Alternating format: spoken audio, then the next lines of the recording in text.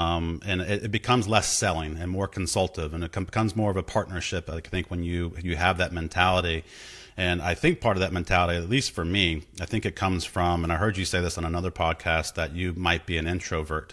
And I heard that and I said, well, that's funny because I am too. And I think that's actually made me a better salesperson because I'm always taking my time. I'm always thinking, I'm always listening instead of talking more. And I think just effectively that has made me a better salesperson. And so would you say that introverts are better salespeople than extroverts?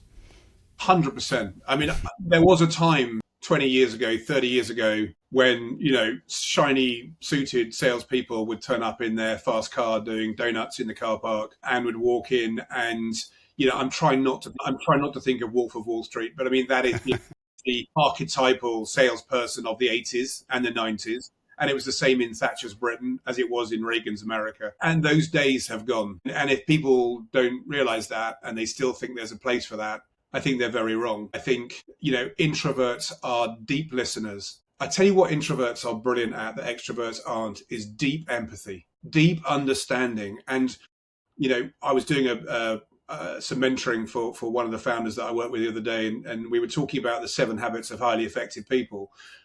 We were talking about, win-win or no deal, which is, habit number 4, and how it has to be a win-win to make the deal work. But it reminded me of a phrase that Stephen Covey uses, which is people don't care how much you know until they know how much you care.